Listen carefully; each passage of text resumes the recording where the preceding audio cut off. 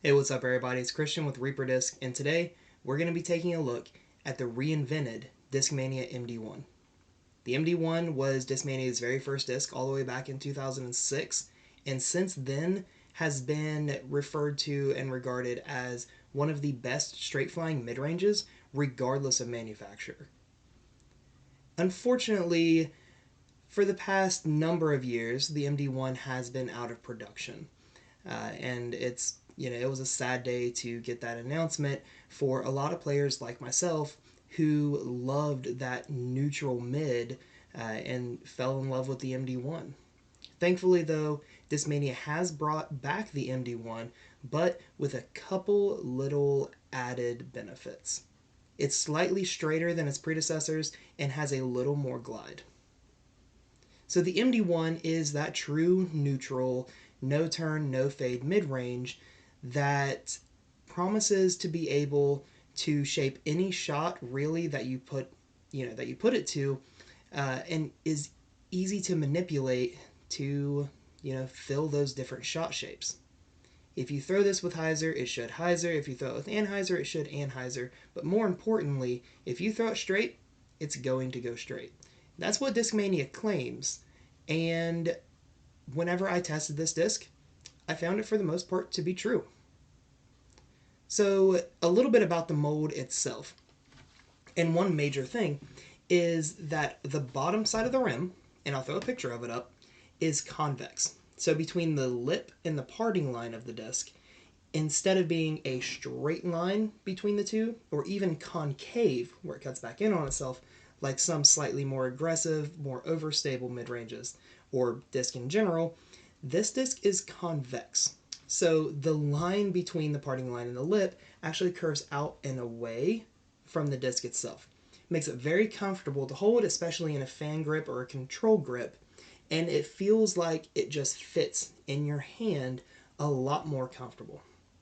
Another added little benefit of that rim shape is it doesn't ever really cut roll as much as other discs. So instead of having a sharper edge to dig into the ground and then cause it to cut roll, instead where it hits on that convex surface, it will kind of just slide back to flat, which is very beneficial, especially if you're trying to work with some very tight anhyzer angles and you know that you need to get the disc back down but can't risk any rollaways, cut rolls, things of that nature.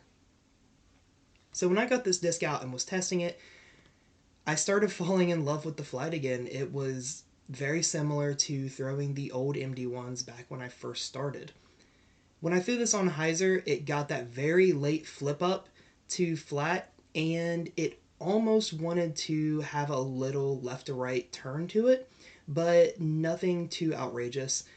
Whenever it started slowing down, it got back to flat and then gently hyzered back left. When I threw it flat, it remained flat, never got to an anhyzer angle, but it did have a lot of left to right drift. A lot of this came late, so if you're looking for a disc that has some late turn to it, definitely give the MD1 a shot. When it started slowing down, instead of hyzering, it stayed flat and nestled straight back to the ground with very little to no ground play. When I threw this on anhyzer, this is where I had some fun. I was able to get this thing way up in the air and started it way to the left, and I just solely focused on committing to the anhyzer angle. Whenever this got up in the air and got to the apex, it held the anhyzer the entire time and then started moving a ton from left to right. I wish I could somehow track how far left to right this thing moved, because I would hazard a guess that it moved left to right almost as much as it moved forward. This is going to be an extremely good disc for those just towering anhyzer shots, especially the kind that I really like to throw.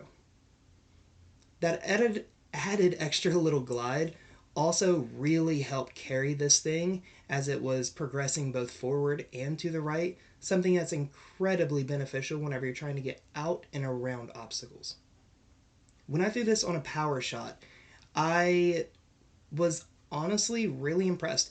It flipped up the flat and got a little anhyzer, started moving from left to right, and just really progressed down the fairway very nicely.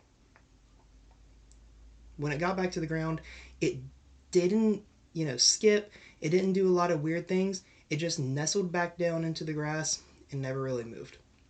Everything about this disc screamed control to me, and honestly, I was finding that no matter how I threw it, I was able to manipulate this disc to really do pretty much whatever I wanted it to. And in that instance, Discmania hit it right on the nose. This is a very controllable disc and is beneficial to players of all skill levels. So what do you guys think about the MD1? Have you been waiting for it to come back in stock and back into production like me? Or have you never tried it and excited to get on the hype? Regardless of which of those two parties you fall in, definitely hit up reaperdisc.com to catch the exclusive drop. And while you're there, check out the multitude of other discs and awesome apparel that they have on store. Until next time, I'm Christian with Reaper Discs, and I'll see you guys in the next video.